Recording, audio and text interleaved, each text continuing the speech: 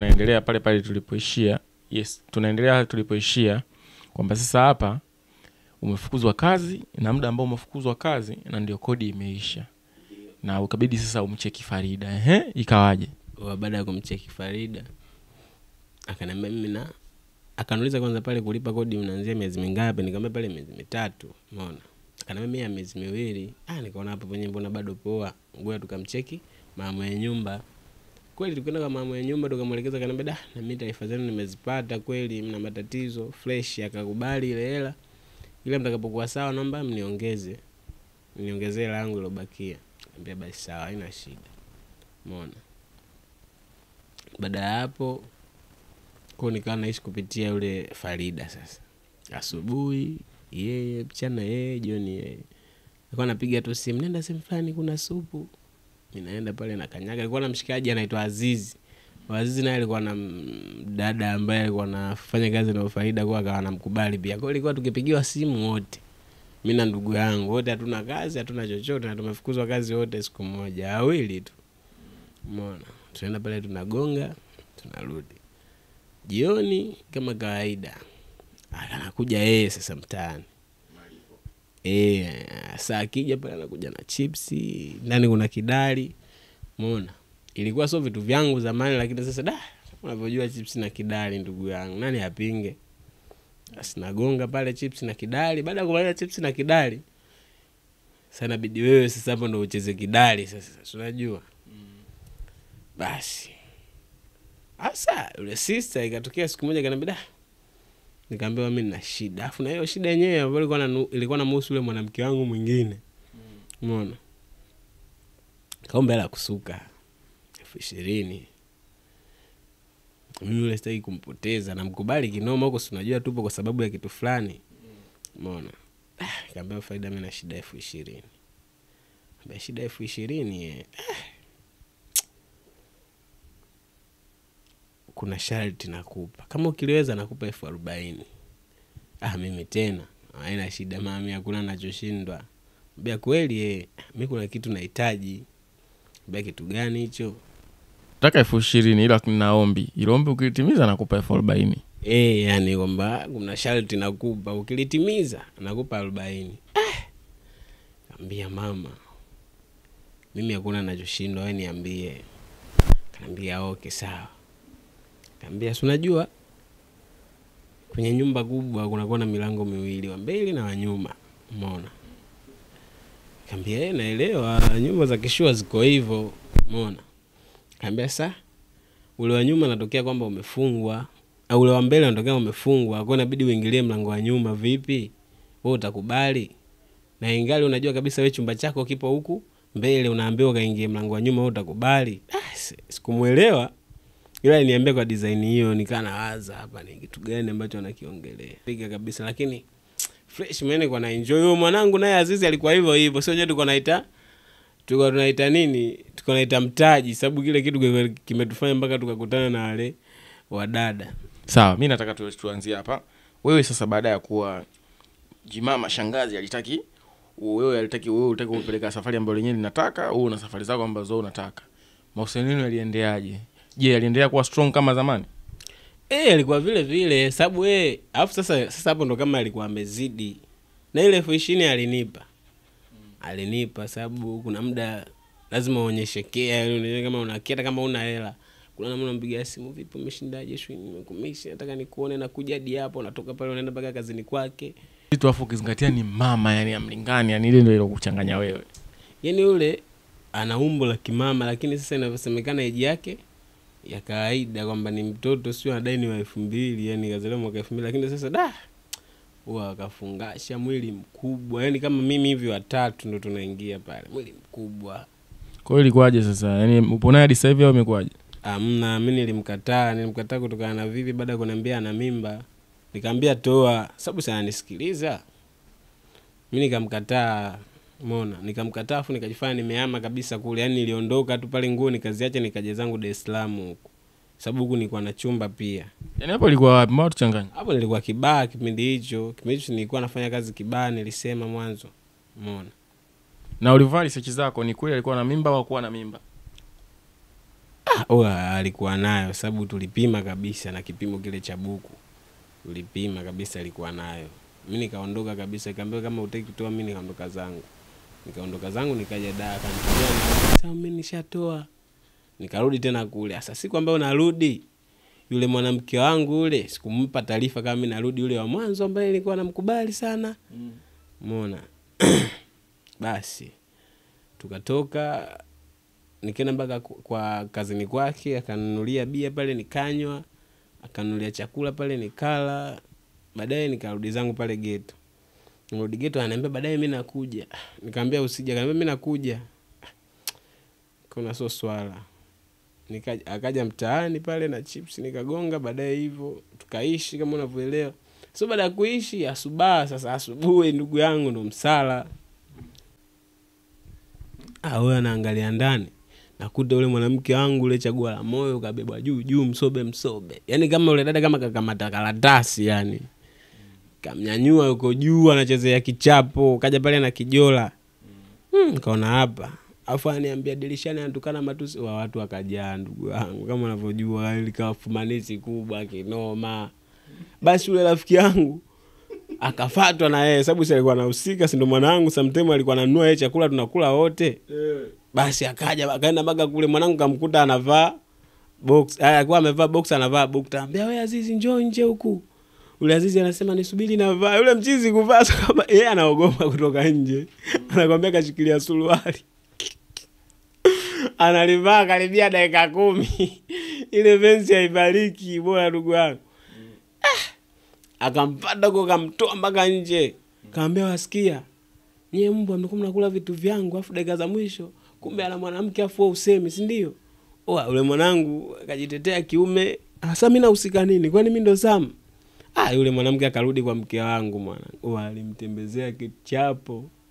Chaguo langu la moyo aliumia, akatoka ndani ana makucha afu kijola kimekuwa kama shuka, yani kajitanda ndani kana pale kavaa kijola kile kijidela kile. Katoka nacho nje mwanangu kakishikilia hivi kakichana. Achana na mimi, kandukana matusi makubwa. Nikaona hapa mambo yashakuwa mengi. Sasa yule dada kama anatoka nje, ndugu yangu nilitoka mbio. Kumbe mda wote unashindwa kumtetea kipenzi cha roho yako kwa sababu pisi huiwezi yani. Yani siwezi hata kidogo. Ule mshangazi mimi siwezi hata kugusa. Nilitoka mbio, kumbe anaenda kutafuta kisu. Kachukua kisu mule ndani. Akaenda kukatakata nguo zangu, alichana nguo zangu kama anaenda kushona dekio yani.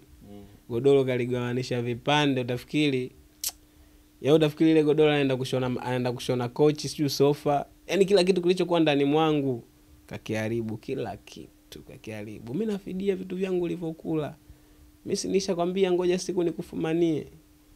Haiwezekani. Yaani sasa ilikuwa kama aibu, yani mtaa mzima umejaa pale yani.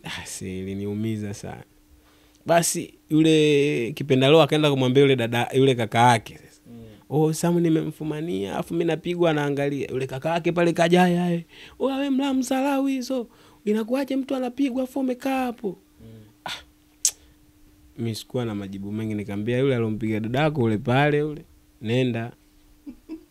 Mwana dakika mwisho kama hivyo. Alompiga dadako yule pale yule, nenda. Anabisu anachana godoro muda huo.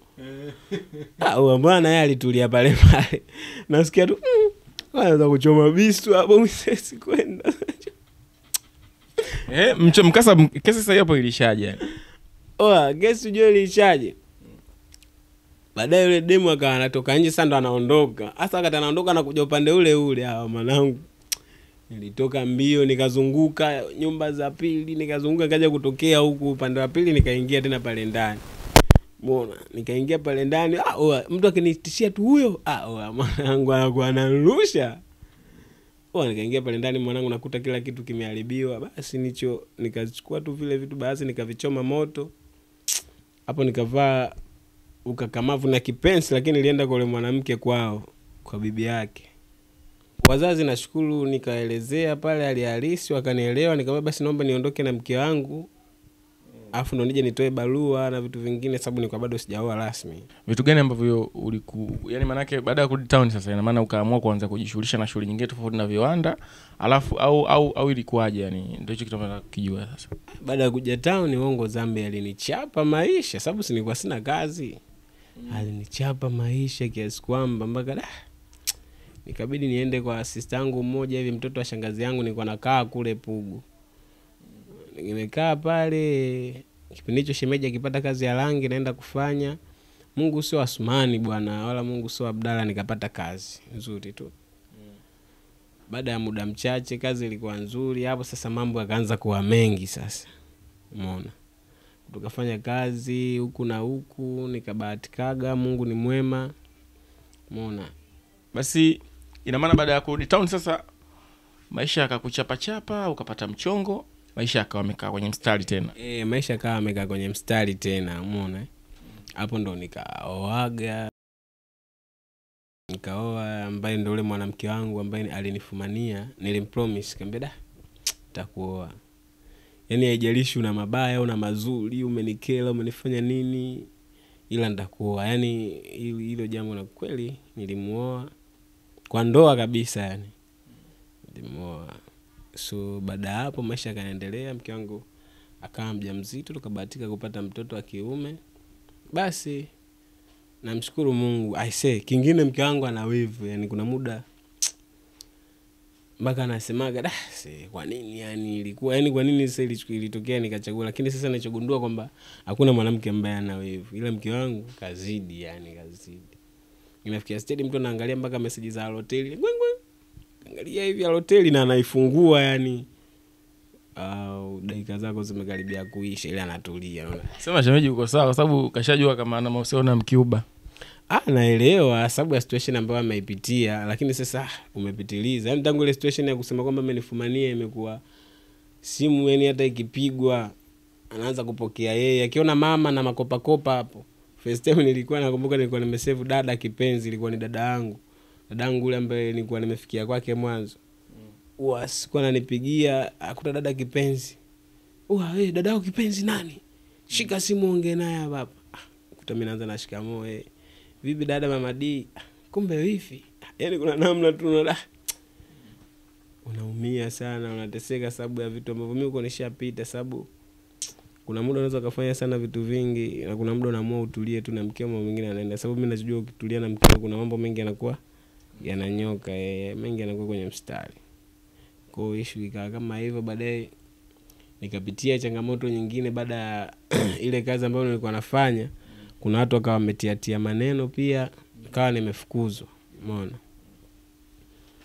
Baada ya kufukuzwa kazi kwa nikarudi mtaani, nikawa bodaboda. Kwenye bodaboda changamoto gani ambayo umewahi kukutana nayo kiasi kwamba au kukutana nazo kiasi kwamba hautokuja kuzisahau katika maisha yako na unataka kushare na sisi hapa? Wana kama vitu viwili hivi kwenye bodaboda ambavyo siwezi kuvisahau. Cha kwanza, kuna siku nimepakia abiria wawili, nilikuwa napeleka sehemu fulani hivi inaitwa Ulongoni. Kuna sehemu inaitwa Mwembe Supu. Wale abiria wanataka kunipola pikipiki. Baza nilikuwa nimekula banzi, sio ni mti, sio ni nini kwenye kichogo. Yaani mpaka zile dashboard nikaona sio zipo 8, sio 9. Kichwa kimevurugwa, lakini hapa nikasema hamna. Alafu sasa hiyo siku kama Mungu mimi nilikuwa nimetembea na beto ili hapa refu kinoma ukiliunganisha hivi. Bonge la beto. Nilipambana nao wale washikaji. Nilipambana nao Mungu anavyojua. Bahati nzuri kuna jamaa yule akawa anatokeza kwa nyuma, vipi hapo? Umeona? Wezi. Wale jamaa kumbe walikuwa washaanza kuwaona ile vipi hapo jamaa. Wakaondoka ndo pona yangu. Ukipiga wakaondoka nayo. Kupiga kuondoka nayo ndo ile ambayo ninayo mpaka kesho kutwa. Umeona? Baada hapo tukio lingine, usiku nimepakia abiria wa Bolt. So baada kipindi hicho nilikuwa nimesign Bolt. Nilikuwa nimepakia abiria wa Bolt. Nikawa natoka Posta naenda Magomeni, ufika Magomeni ikaita nyingine. Ikawa natoka Magomeni naenda Sinza. Umeona? Asa tumefika tulikuwa napitia hii njia ya Morogoro Road afu tuende tukakatiza ile Shekilango Road. Sasa tumefika Urafiki. Kuna jamaa anavuka. Nimepiga honi nyingi, yule jamaa yani kama anioni. Sasa alipofika afu tulikuwa tunapita kwenye mwendo kasi, afu nyuma kuna mwendo kasi inakuja. Kwa lazima hapo nilikuwa yani lazima utembee kibati sije kakukuta. Si unajua wale kwenye barabara yao wanaga huruma Umeona yule jamaa alipofika kwenye ukuta ule mwendo kasi pembeni akafanya kama sita, mimi nikajua usi anasimama. Kwamba akashaniona na alikuwa anaongea na simu. Mwanangu namkaribia na mshikaji anashuka sasa barabarani ambako mimi nilipo. Sikuwa na njia nyingine ile ya kumpitia. Nilimgonga afu sasa cha ajabu yule mshikaji sijamuona. Yani nimemgonga afu yule mshikaji sijamuona. Yani sijamuona tena. Yani baada ya kumgonga pale sijamuona tena. Wewe kudondoka? Nilidondoka mpaka chini, niliumia, abiria hajaumia hata kidogo. Mimi na pikipiki yangu, pikipiki ilikuwa itembei kabisa. Mwendo kasi nyuma yani watu ndio wamekuja kuipiga mkono simama. Watu wameenda kuzuia pale mbele isije katupitia. Umeona? Ule mshikaji mimi sijamuona tena. Mambo. Jamaa mgonga yuko wapi? Alikuwa hapa. Dakika za mwisho hatujamuona tena. Ya hiyo tukio sijulisahau. So najiulizaga pale nilikuwa nimegonga mtu au mjini. Yani najiulizaga hiyo situation inaniumizaga sana. Kitu gani ambacho leo ukifanya cha kimieyusho ili tu maisha yako yaende, yani kwenye mazingira ya utafutaji, harakati, ujanja. Yani kitu gani unajua sasa pale nilifanya mieyusho sana ili kitu mambo yangu yaende. Kitu gani? Kitu ambao mimi nishawahi kufanya mieyusho kwenda kwa waganga. Anashukia mpaka kesho. Mjomba nilienda kwa waganga wengi sana. Nilikuwa naamini natoboa haki ya Mungu. Shenda kwa waganga. Sasa mimi na tatizo moja. Naenda kwa mganga afu jioni nasali. Umeona? Unachapa mix bias. Kwa naenda kwa mganga afu nilikuwa naenda kwa mganga jioni nasali. Naenda kwa mganga. Kama hapa Mungu namvuruga ashike lipi aache lipi, lakini sasa nilikuwa huku imani inanituma. Sasa kuna vile unaambiwa kuna dawa si uoge mara 3. Uoge mara 3. Kuna wakati mimi sijisikii kuoga, yani sijisikii kabisa kuoga hiyo siku. Sio unajua? Siogi kabisa. Siogi kabisa. Alikumbukaga. Yani muda ambao ujisikii kuoga unatamani hata dawa ingekuwa ya kunywa. Na siogi kweli, yani sio ya kunywa, yani dawa siogi na mimi mwenyewe siogi. Kutuita wife anakuambia, "Sasa muoga basi, hiyo ni dawa." Akamwambia, bibi zaliwa kwetu huko mkoani huko hata mambo hayapo. Sasa umetaka mwenyewe kwenda." Ukikumbuka unaona familia itajulikana huko. Mimi napiga zangu dua pale, bismillah, na lala zangu. Asubuhi naenda zangu kuoga tena dawa kama kawaida. Sasa ukipiga simu, mbona dawa haifanyi kazi? Anambia, mbona kuna vitu vingine wewe uvifanyi? Wewe uzingatii masharti, ngoja tukubadilishie. Kutaambia kuchoma. Unapewa dawa ya kuchoma pale. Ambao unabidi ujifukize. Umeona? Kuna muda wife mimi apiki jiko la mkaa, kuna kipindi anapikia gesi. Sasa jiuliza, wife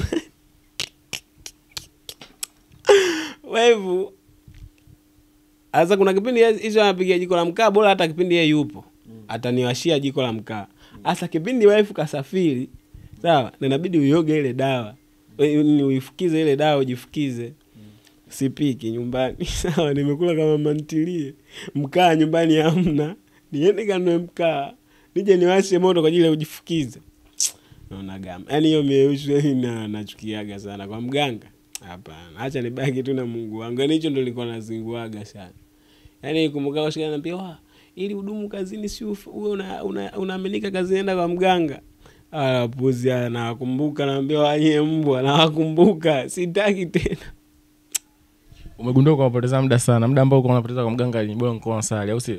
Kabisa ndugu yangu kabisa. Ila siwezi kusema kwamba usije ukanichukia sababu ya imani yako kwamba mimi eti kisa nasema kwamba mimi simwamini mganga na usimwamini. Hapana. Wewe baki kwenye njia yako. Kama una sali sana, kama una loga sana, kama una wanga sana. Yani hutaki kuwa vuguvugu. Yani wewe hutaki kuwa vuguvugu. Baki tu kwenye njia yako ambacho nakiamini kifanye. Ile hiyo ndio mieyusho ambayo nakumbukaga nishawahi kuifanya nikajua nimezingua sana. Kitu gani ambacho ulifanyiwa na mtu ambaye unamuamini sana, iwe mpenzi, rafiki, ndugu? Yani hadi ukaona hii nikaaje hii? Mbona hivi? Yani au sio yeye? Issue ambayo naikumbuka mwanangu ni issue ile ambayo nilifumaniwa kwamba mwanangu wa karibu yule Azizi ndo alikuwa kanichoma. Hiyo ndio issue ambayo naikumbuka. Afu ni mwanangu ambaye tulikuwa tumeshibana, langu lake langu. Yani alikuwa kanichoma, afu dakika za mwisho kisa anamtaka yule mwanamke wangu ambaye kaja kunifumania, ambayo mpaka leo nimemuoa. Hayo nikikumbukaga hiyo ananikataga sana. Mwanetu alipiga mzunguko. Hiyo noma mwanangu, nikikumbukaga hiyo inanikataga sana, sababu achana hiyo kuna nyingine hiyo kaka. Kule ambako nimejenga kule, kuna mzee yule ambaye kanisimamia ujenzi, nyumba yangu unaanza mpaka inaisha.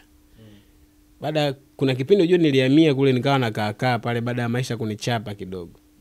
Sasa wakati nimekaa kule, mimi nikiwa nafika huko kufanya ishu bodaboda, ule mzee ambaye kanisimamia na muamini kama ustazi ana wake wawili, anaenda namgongea wife mlango. Shui mama Elfani naomba toka nje tuongee. Mama fulani njoo nje tuongee. Anamtongoza sio nini, yani hiyo ilinikataga, yani mtu ambaye namuamini. Wewe ulikuja kujuaje? Wife ananiambia mbona baba huyu mtu mzima afu ananitongoza tena. Ingia. Ananitongoza afu mimi namheshimu na wewe unamheshimu kama baba, inakuaje? Umeona? Kweli nikataga sana. Wewe ulihakikishaje, yani kwa kuambiwa tu au kuna vitu ambavyo uliprove? Mimi nimefika kuprove, kuna siku niko ndani sikutoka yani. Ila wao wakajua kama mimi, yeye akajua mimi nimetoka. Akaja pale anagonga saa 2 usiku.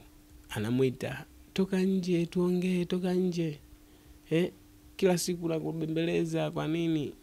Yule hawezi kujua sababu kurudi muda wake bado, mimi niko ndani na niliweza kustahimili hilo jambo. Sikuweza kusema kitu chochote, ila baada ya pale siku ile yani usiku ule saa 2 na madakika kadhaa baada ya kuondoka, mimi nikachukua simu nikampigia na akapokea. Nikamwambia habari mzee, namba yako mimi nilipoteza, nimechukua namba yako kwenye simu ya wife hapa, mimi nilikuwa nakujulia hali.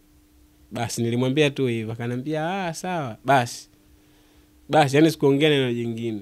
Tangu hapo kumtafutaga tena. Sasa sijui akajua kwamba wife kaniambia, sijajua hivyo. Noma sana. Una watoto wangapi? Mmoja ndugu yangu.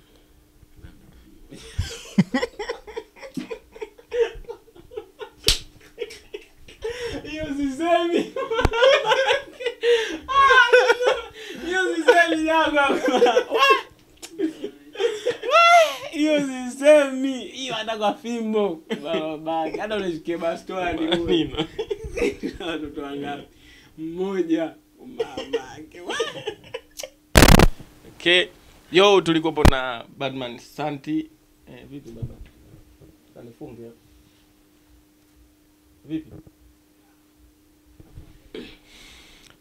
Vipi kuhusu muziki? Unafanya, una mpango wa kufanya au ushaachana nao, umeamua angalia kwanza maisha yako na familia yako? Na muziki nafanya, japo kwa siku hizo karibuni nimetulia kidogo, ila nafanya. Hapo katikati tulifanya sana. Namshukuru Mungu, tumeshoot video kama 2. Hazikwenda viral sana kutokana na unajua tena ukiwa unaanza. So mashabiki zangu kwa kuongea hivi, najua wengi mtakuwa mnapenda hii story. Issue ni kunifuatilia, kutafuta kazi zangu, kushare kwa wengi na vitu kama hivyo.